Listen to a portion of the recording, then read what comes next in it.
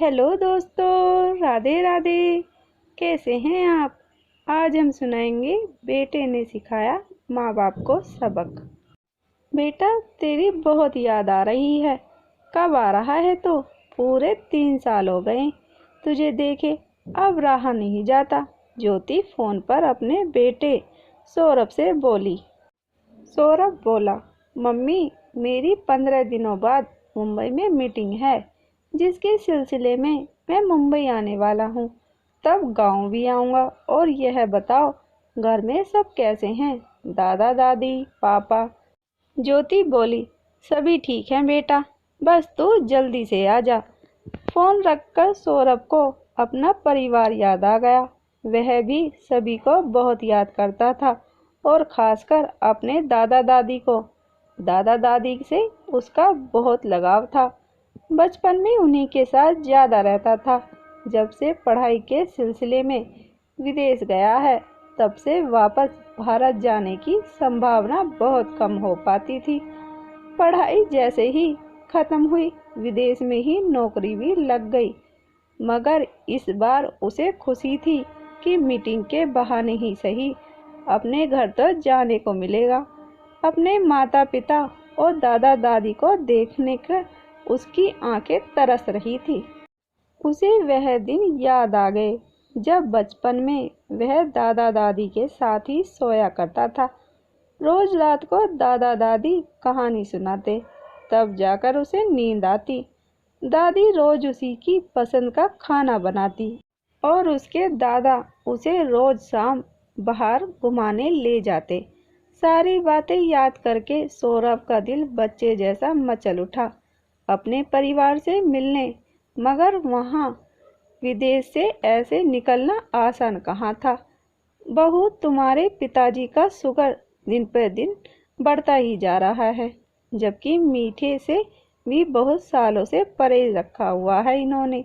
इन गांव के डॉक्टरों को दिखा दिखा कर थक गए हैं, मगर कुछ फर्क ही नहीं पड़ता, बल्कि दिन पर दिन इनकी तबीयत ज़्यादा खराब होती जा रही है।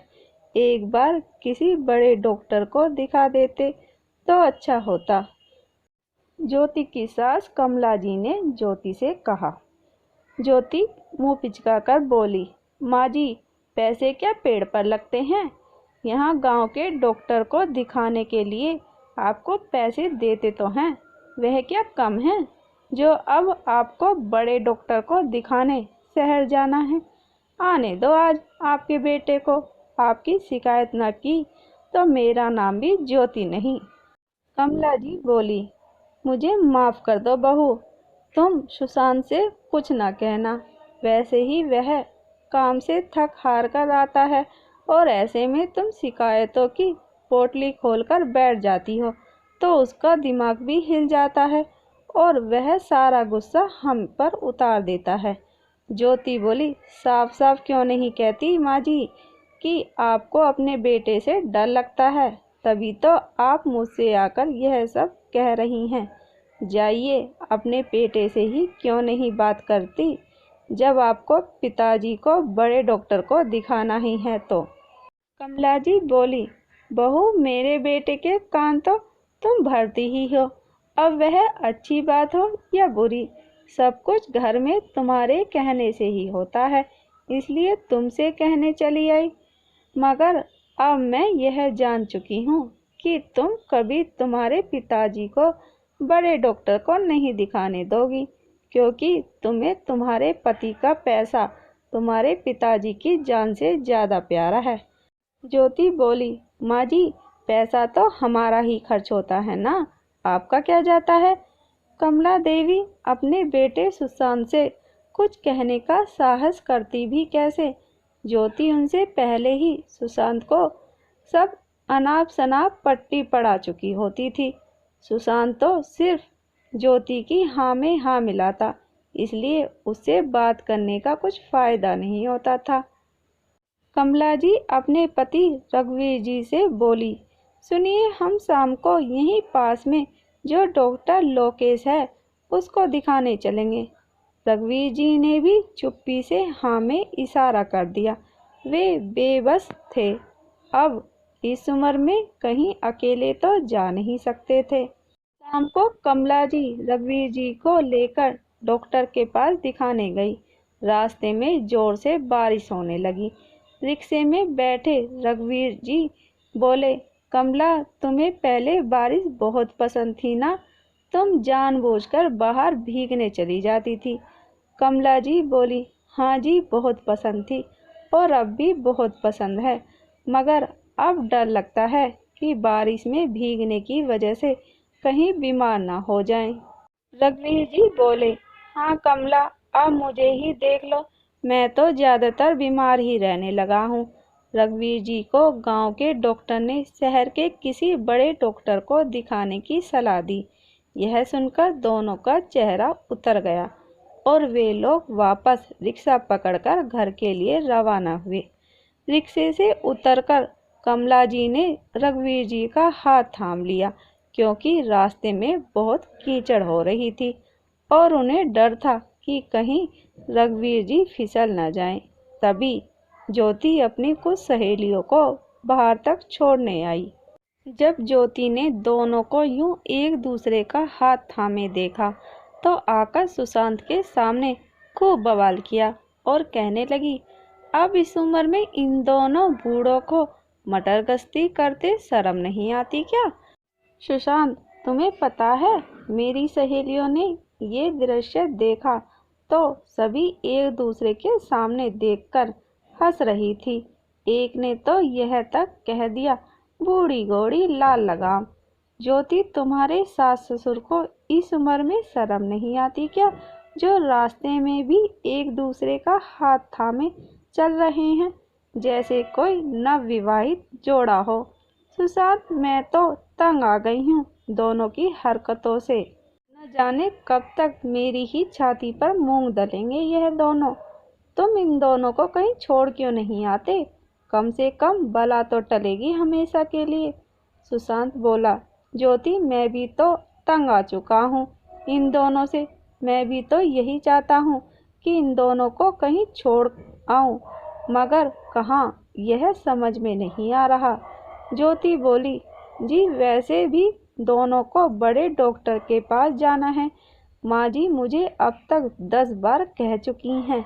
यह बात आप तो जानते ही हो। इन दोनों को क्या है, पैसा तो हमारा ही जाएगा ना। मैं तो कहती हूँ इन दोनों को मुंबई बड़े डॉक्टर के यहाँ दिखाने ले जाने के बहाने शहर में छोड़ देना, और क्या, इन बूढ़ों को और झेलना भी नहीं पड़ेगा। सुशांत को ज्योति की यह तरकीब बहुत पसंद आई और वह दूसरे दिन ही बोला, माँ पापा, मैं कल ही पापा को मुंबई में बड़े अस्पताल दिखाने ले चलूँगा।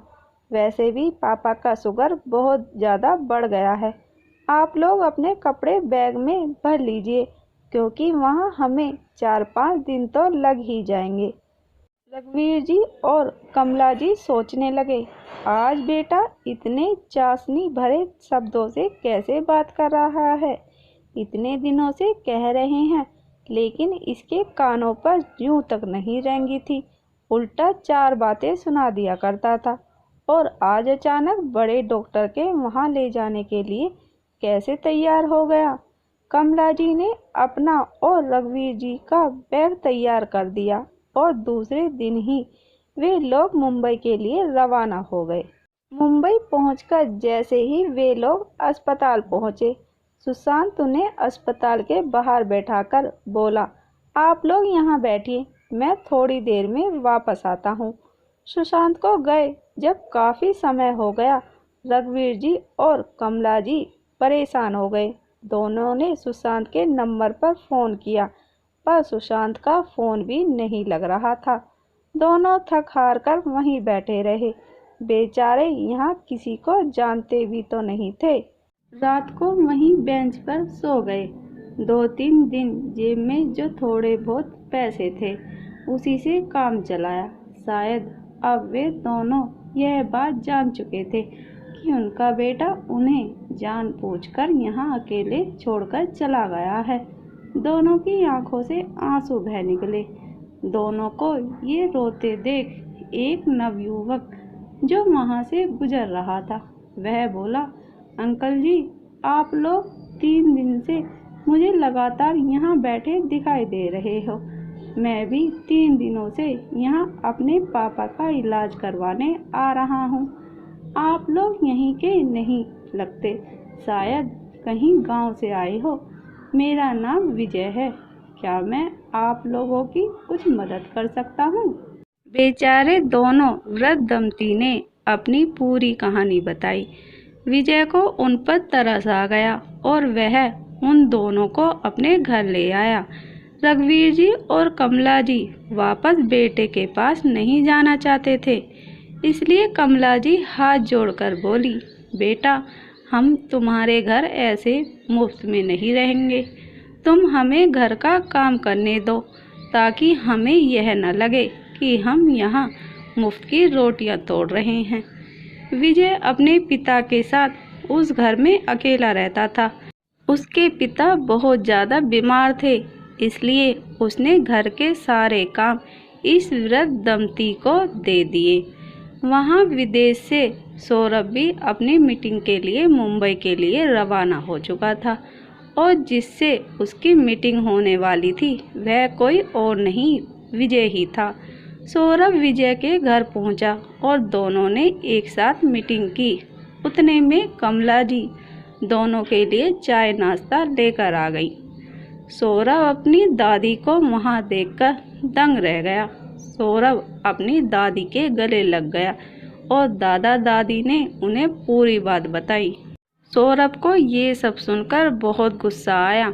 सौरभ दादा दादी को यहीं विजय के घर छोड़कर अपने माता पिता से मिलने गांव पहुंचा, जहां वह अनजान बनते हुए बोला, दादा दादी कहाँ हैं? वे दोनों थोड़े दिनों के लिए तुम्हारी बुआ जी के घर गए हैं। सुशांत और ज्योति ने झूठ बोला। सौरभ बोला, बुआ जी तो दिल्ली रहती हैं, इसका मतलब इस बार दादा दादी से मिलना नहीं हो पाएगा। सौरभ को आए 2-3 दिन हो चुके थे। सौरभ बोला, मम्मी पापा, मैंने आप लोगों की विदेश की टिकट बनवा ली है। इस बार मैं आप दोनों को वहां ले जाऊंगा। विदेश का नाम सुनकर सुशांत और ज्योति खुश हो गए। सौरभ ने अपने दादा दादी की भी विदेश की टिकट बनवा ली थी। पहले वह अपने माता पिता को विदेश लेकर पहुंचा और उन्हें वहां एक जगह बैठाकर मैं अभी आता हूं कहकर अपने दादा दादी को लेने चला गया। पूरे दिन सुशांत और ज्योति अनजान देश में बैठे रहे, और जब काफ़ी देर बाद भी सौरभ नहीं आया तो उनकी आंखें भर आईं। दोनों की आंखों से आंसू बह निकले। काफ़ी समय बाद सौरभ अपने दादा दादी को लेकर वहां आया और बोला, मम्मी पापा, आप लोगों ने दादा दादी के साथ जो किया वही मैंने आप लोगों के साथ दोहराया। कैसा लगा आपको? सुशांत और ज्योति को अपनी गलती का एहसास हुआ तो दोनों ने रघुवीर जी और कमला जी के पैरों में गिरकर माफ़ी मांगी। दोस्तों, माँ बाप तो भगवान का रूप होते हैं। जो बच्चे अपने माता पिता के साथ दुर्व्यवहार करते हैं, वे शायद यह भूल जाते हैं कि कल के दिन उनके बच्चे भी वही व्यवहार उनके साथ दोहराएंगे। आपको यह कहानी कैसी लगी, हमें कमेंट करके ज़रूर बताइए। कहानी पसंद आई हो तो प्लीज़ लाइक और शेयर करना बिल्कुल भी ना भूलिए, और इस तरह की कहानी सुनने के लिए हमारे चैनल को सब्सक्राइब ज़रूर कीजिएगा। कहानी सुनने के लिए आपका बहुत बहुत धन्यवाद।